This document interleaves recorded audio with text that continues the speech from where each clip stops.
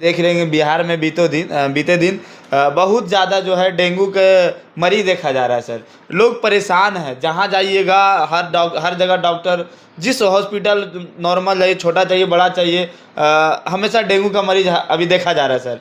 क्या लग रहा है इस पे, इसका कोई रोकथाम है क्या है सर? देखिए, इसका जो कोई रोकथाम के लिए तो सबसे बड़ी चीज़ जो है वो साफ़ सफाई है। जहाँ आप रहते हैं उस एरिया में कोशिश करें कि वहाँ पर जमाव पानी ना रहे, बहता हुआ पानी रहे, कोई दिक्कत नहीं है। अगर जहाँ पर जमाव पानी है वहाँ पे जो है देखते हैं कि गंदगी का ज़्यादा अंबार है, उस एरिया में ख़ास करके जो है डेंगू का प्रकोप ज़्यादा होता है, डेंगू का प्रभाव ज़्यादा पड़ता है।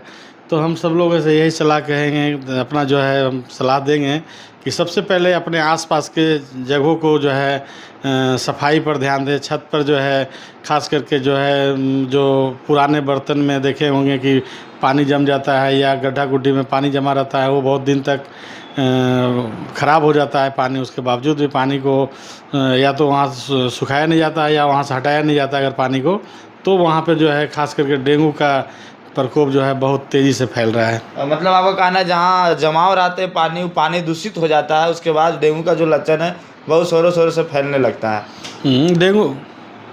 डेंगू जो है ख़ास करके आप जैसा कि आप जानते हैं डेंगू क्या है कि मच्छर काटने से होता है। लेकिन अभी जो है डेंगू का जो मच्छर काटने की जो ख़ास करके जो बात है, तो वही मच्छर से डेंगू होता है जो गंदे पानी के आसपास जो है गंदे वातावरण जहाँ पर ज़्यादा है, जहाँ गंदगी ज़्यादा फैला है, उसी जगह मच्छर ज़्यादातर ये पलता है और पनपता है। और ख़ास करके अभी जो लेटेस्ट जो हम लोग जो रीड किया है, हम लोग ने देखा है कि अगर किसी को डेंगू हुआ है और अगर उसका काटा हुआ मच्छर अगर आपको विदिन 20-30 सेकंड के अंदर अगर दूसरे को नॉर्मल मच्छर भी काटता है तो डेंगू हो जाने की संभावना जो है सब बन रहा है अभी और हो रहा है, जो अभी देखने को मिला है। सर इससे बिहार की जनता बहुत ज़्यादा परेशान है सर। लग रहा है इस पे खास करके सरकार को कुछ एक्शन लेना चाहिए।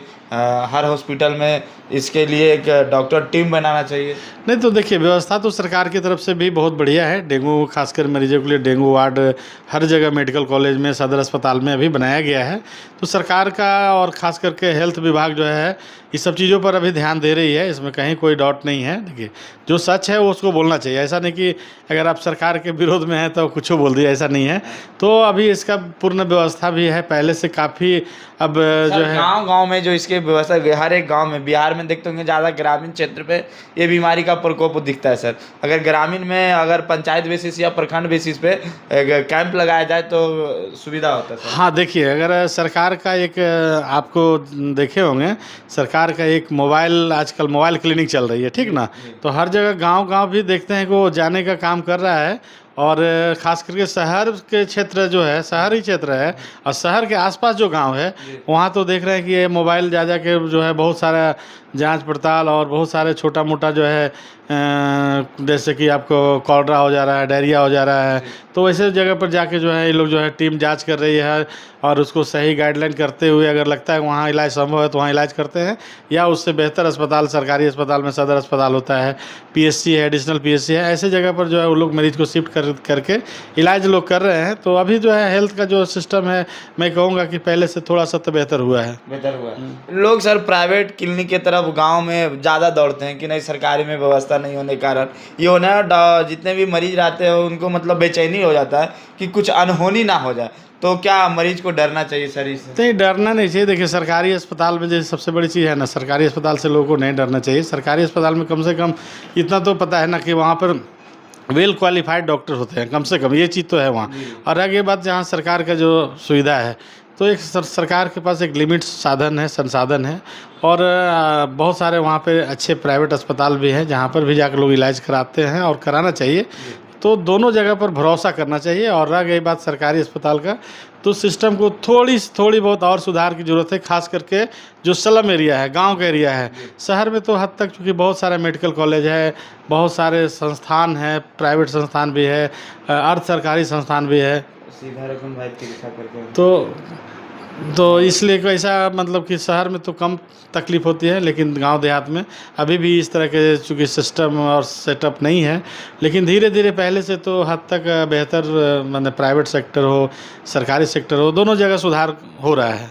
और इसके बचाव का भी कारण बता दिए, ये भी बता दिए। बचाव का कारण जो है, देखिए सबसे बड़ी चीज़ है डेंगू से बचने के लिए सबसे बड़ा जो बात है, अगर किसी फैमिली में एक आदमी को होता है तो हम इतना ज़रूर कहेंगे कि उस घर में जितने भी फैमिली हैं सारे लोग जो हैं कम से कम फुल कपड़ा पहने, जैसे कि मौजा पहने, उसके बाद फुल शर्ट पहने, पैजामा पहने, मतलब कि जो जितना ज़्यादा हो वो एरिया को ढक कर रखें और मच्छरदानी का प्रयोग करें। और ख़ास करके उस मरीज़ को ज़रूर मच्छरदानी लगाना चाहिए जिसको फीवर है। अगर आप उसको लगाते हैं तो उम्मीद रखते हैं कि बाहर में जो बच्चे लोग हैं, इसका घर के परिवार है, उसको होने के चांस बहुत कम हो जाता है, नहीं होता है।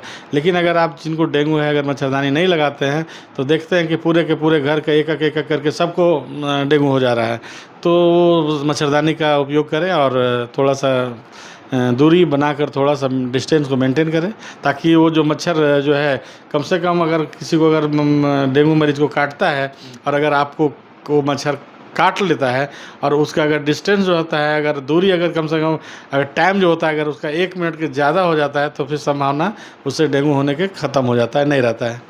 ग्रामीण में एक और इस पे कहावत है सर कि अगर डेंगू होता है तो काला बकरी का दूध पीजिएगा तो ठीक हो जाएगा। ये सब चीज़ क्या लग रहा है कि दवा चाहिए या ये ज़रूरी है? ये सब देखिए, इससे बहुत ज़्यादा कुछ नहीं होता है, मेंटल सेटिस्फेक्शन होता है लोगों को। पीने से कोई नुकसान नहीं है, फ़ायदा हो या ना हो नुकसान है नहीं, इसलिए पीने में कोई दिक्कत नहीं, पी सकते हैं। लेकिन इसका जो मेन जो आधार है, मेन मूल आधार इसका जो इलाज का है, तो इसका एक नॉर्मल सा ट्रीटमेंट है, बहुत ज़्यादा हाई फाई कोई ट्रीटमेंट है नहीं। अगर शुरू में अगर आप अच्छे से अगर आप इसका ट्रीटमेंट करा लेते हैं और लोकल डॉक्टर से अगर अच्छे से सलाह लेके आप दवाइयाँ करते हैं तो ये बहुत आसानी से ठीक किया जा सकता है, जिसमें कि पैरासीटामोल की गोली है, एक नॉर्मल सा एंटीबायोटिक कुछ भी ले सकते हैं, बहुत नॉर्मल सा एंटीबायोटिक, बहुत हाई एंटीबायोटिक की ज़रूरत नहीं है। डॉक्सीसाइक्लिन, एजिथ्रोमाइसिन, सेफोटैक्सिम, इस तरह के ग्रुप का जो भी एक कोई दवाई एक ले सकते हैं, ठीक है ना। ऐसे एंटीबायोटिक का बहुत ज़्यादा रोल होता नहीं, हाँ, एंटीबायोटिक का बहुत ज़्यादा रोल नहीं होता है। लेकिन चूँकि सेकेंडरी इन्फेक्शन ना हो जाए, इसके लिए जो है एक हल्के पावर का एंटीबायोटिक जो है साथ में यूज करना शुरू कर दें। और सबसे जो मूल बात है उसमें क्या है कि खाने पीने में कोई कताई ना करें, कमी ना करें, जितना ज़्यादा हो जो है हाइड्रेट रहें, पानी ज़्यादा पिए, नारियल पानी पिए, ORS का घोल लें, है ना। अगर ORS का घोल अगर उपलब्ध नहीं है तो आप जो है घर में नमक और चीनी का पानी का बना के भी आप यूज कर सकते हैं। और अभी जैसा कि आप जानते हैं कि सदर अस्पताल या किसी भी सरकारी सेक्टर में ORS का जो घोल है आपको जो है सरकार बहुत सारा बड़े पैमाने पर जो है वो बांट रही है, तो वहाँ से भी जाकर आप वो ला सकते हैं और जिनको डेंगू होता है उनको देने का काम करें। और ख़ास करके जो है वो शुरू का जो 4-5 दिन होता है वो तेज़ बुखार जो होता है, तो उसमें जो है ठंडा पट्टी जो है माथे पर, पैर हाथ पे जो है उसको कोल्ड स्पंजिंग कहते हैं, वो सब करने का ज़्यादा करें, ताकि बुखार जो है 100 डिग्री से ऊपर ना होने दें, तो इससे परेशानी ना बढ़े। चलिए, बहुत बहुत धन्यवाद सर। जाते जितने भी हमारे दर्शक हैं उनको इसके बारे में क्या कहना चाहिए? देखिए, एक चीज़ हम बताएंगे, जब मरीज़ का एक चीज़ देखिए, डेंगू अभी खास करके जब हो रहा है तो जब तक फीवर आ रहा है, वोमिटिंग हो रहा है या कुछ हो रहा है तो लोग सीरियस रहते हैं। लेकिन एक सबसे जो मूल आधार है, मूल बातें हैं, ये है कि अभी बुखार जैसे ही ख़त्म होता है या वोमिटिंग टेंडेंसी कम हो जाता है या बॉडी पेन कम हो जाता है, तब लोग नेग्लेंसी कर देते हैं। तब क्या करते हैं, लगता है मुझे तब बुखार नहीं आ रहा, मैं ठीक हो गया। लेकिन असल जो पेशेंट ख़राब होता है, जो डेंगू से जो ज़्यादा सीरियस होता है, वो सबसे ख़राब पीरियड होता है। शुरू का 3 से 5 दिन तो बुखार आता है तो लोग सीरियस रहते हैं, दवाई करते हैं और सारा चीज़ देख रेख करते हैं और सीरियस रहते हैं। लेकिन जैसे ही वो ख़त्म होता है तो क्या होता है, उसके वजह से मरीज़ का कई बार देखेंगे कि आपका किडनी इफेक्ट हो जाता है, लीवर इफेक्ट होने लगता है, चेस्ट में उसका जो है इन्फेक्शन होने लगता है। और इसके कारण जो है धीरे धीरे जो है मरीज़ जो है जो डेंगू का एडवांस स्टेज में चल जाता है, जिसको हम लोग बोलते हैं डेंगू शॉक सिंड्रोम बोलते हैं, DSS, है ना। तो उस स्टेज में जाने के बाद मरीज़ का जान बचाना बहुत मुश्किल हो जाता है। प्लेटलेट का मात्रा घटने लगता है और घटकर बहुत इतना ज़्यादा कम हो जाता है, इतना कम हो जाता है कि आपको कई बार प्लेटलेट का और एल्बुमिन ये सब चीज़ों का जो है देने की ज़रूरत पड़ जाता है, जो काफ़ी मुश्किल से मिलता है या काफ़ी कॉस्टली होता है। तो हम ये जितने भी लोग हमें सुन रहे हैं इस बात का ज़रूर ध्यान दें कि जब बुखार घट जाए और सिम्टम अगर कम हो जाए, जब एसिम्टमेटिक में आप चले जाते हैं तब जाकर उस पर विशेष ध्यान दें, और उसका एक वीक जो है खान पान पर विशेष ध्यान देने की ज़रूरत है, और रख रखाव की भी उस कंडीशन में ज़्यादा ज़रूरत होता है जब आप जो है फीवर से और इस सबसे बाहर हो जाते हैं उस पीरियड को विशेष ध्यान देंगे। चलिए, बहुत बहुत धन्यवाद। देखिए, बहुत ही अच्छे से अपने कीमती वक्त निकाले अपने हमारे चैनल के लिए, और बहुत ही अच्छे से हर चीज़ का जवाब दिए। बाकी अगर आपके आसपास भी कोई डेंगू के मरीज है तो इस वीडियो को ज़रूर शेयर कर दीजिएगा कि डेंगू से बचाव कैसे करें, डेंगू से परेशान ना हो, क्योंकि इसका भी एक सुलभ इलाज है, और इलाज के लिए और खान पीन पर विशेष ध्यान दें। बाकी आपका क्या राय है कॉमेंट में ज़रूर बताइएगा। सर के बारे में क्या रहा है कॉमेंट में ज़रूर बताइएगा। आप देख रहे हैं KTN न्यूज़, मैं सूरज कुमार। जय हिंद।